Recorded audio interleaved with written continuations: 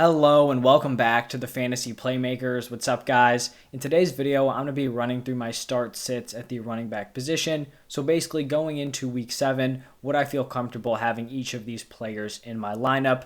While you guys are watching, if you enjoyed the video, please just hit that like button, subscribe to the channel, and let me know your thoughts down below in the comment section. You can ask me any fantasy related question.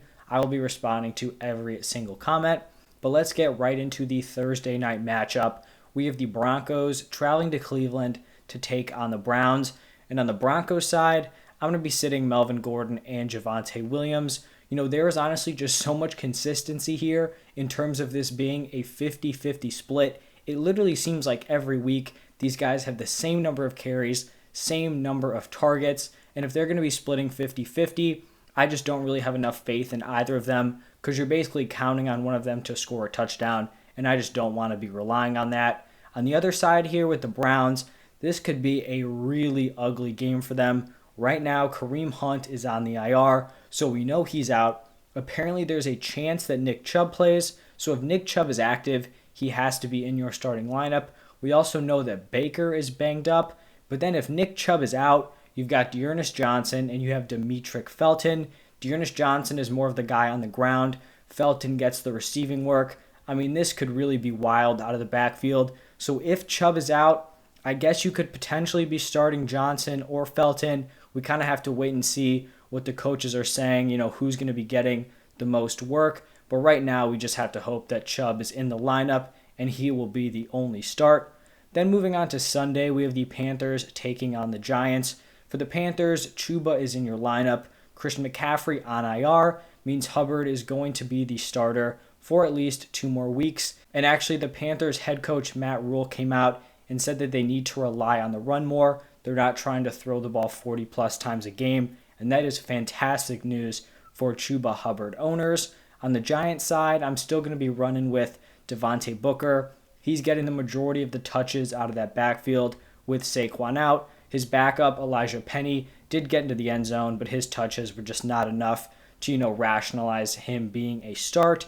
Then we have a divisional matchup between the Jets and the Patriots. And per usual, I just do not want to invest in this Jets running back room. It does kind of seem like Michael Carter is pulling away, but this is a tough Patriots defense, and there's still going to be a pretty solid committee going on here. So Carter, Ty Johnson, and Tevin Coleman are all going to be sits.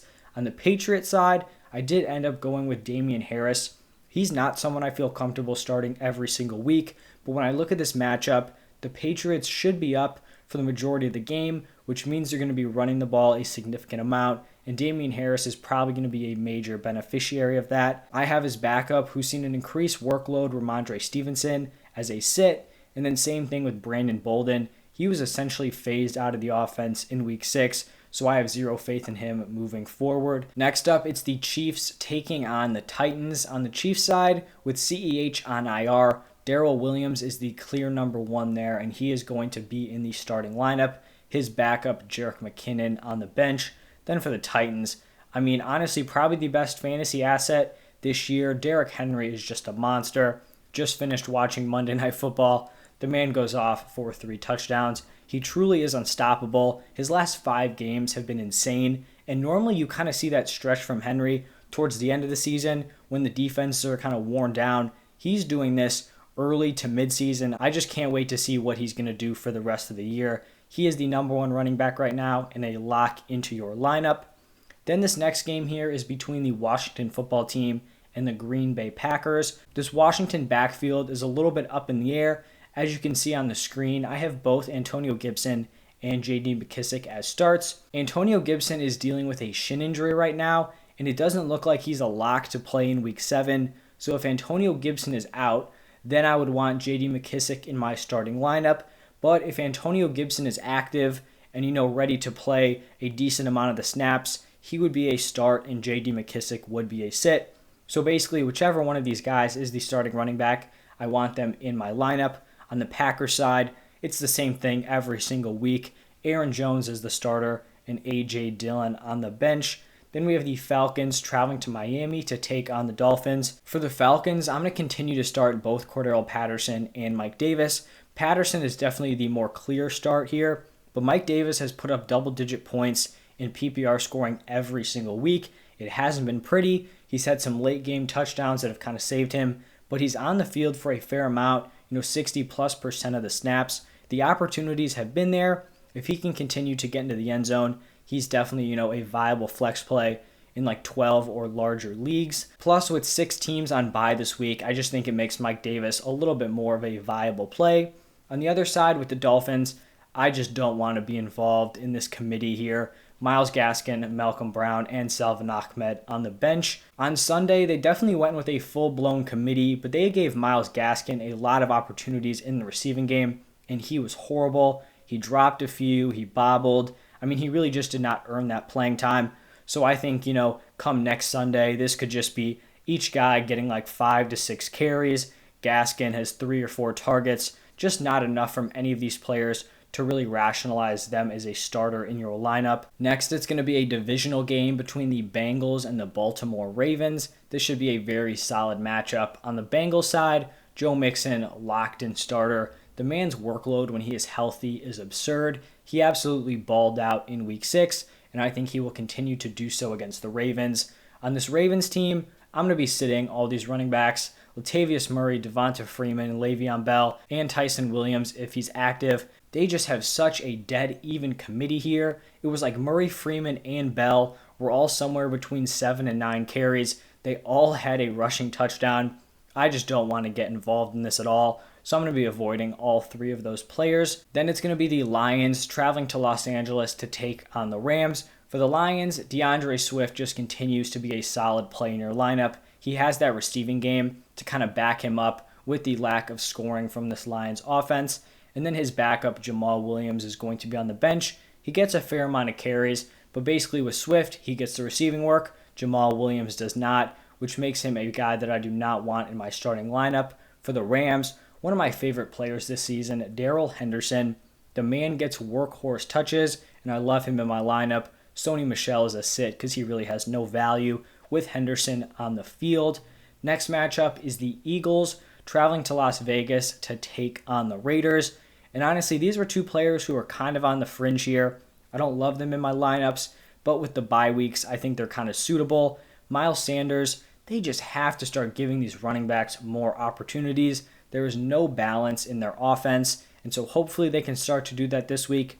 Even if they don't, Miles Sanders can get by on like 10 carries, 5 or 6 targets, just because he is a solid receiving back. Kenneth Gainwell, I really like the player, just not enough opportunities.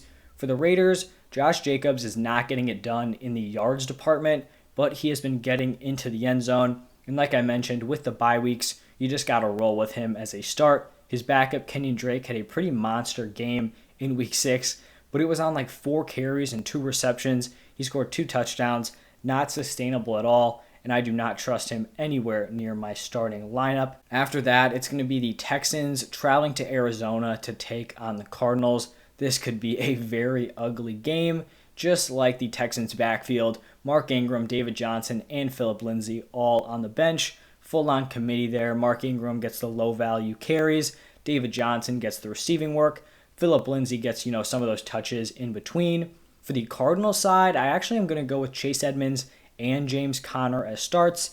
Edmonds is the receiving guy. I think they're going to put up a lot of points. He should have some opportunities in the receiving game and to potentially get into the end zone for the first time this year. James Conner is the guy who's going to get the red zone looks.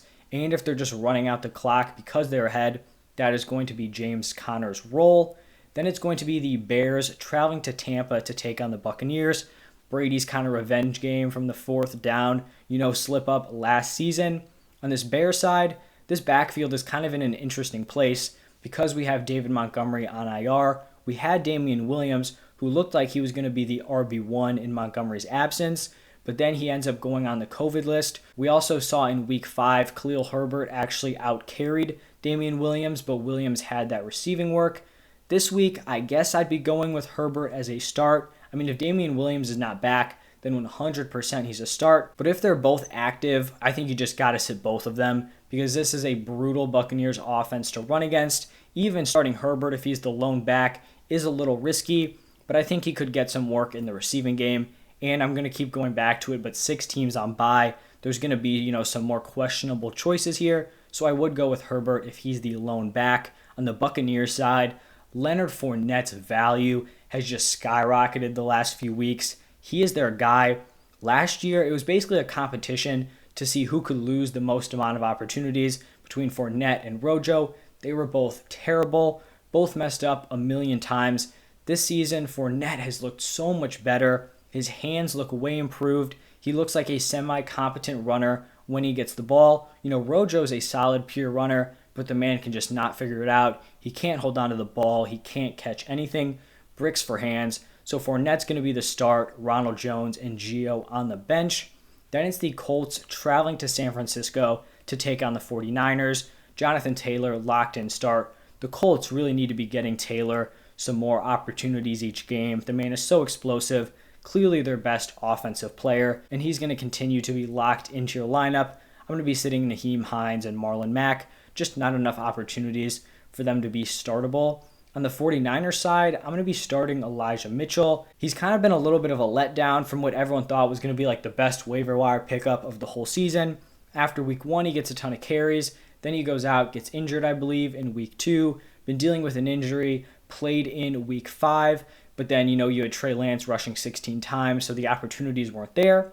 Going into week 7, it looks like Jimmy G is going to be the quarterback, which means Elijah Mitchell should have a lot of opportunities this week. And then I'm going to have Trey Sermon on the bench. The 49ers clearly do not like him as a player. They do not trust him. They do not want the ball in his hands, and that means that I do not want him in my lineup.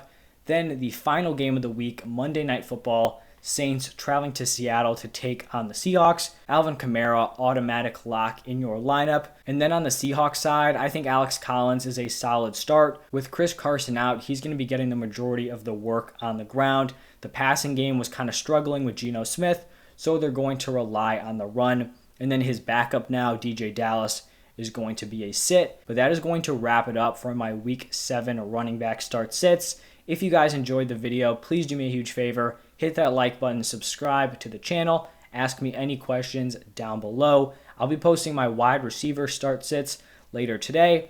I also posted my buy low players, sell high players, and trade targets all yesterday, so go check those videos out if you haven't already. But thank you guys for stopping by, and I'll see you next time.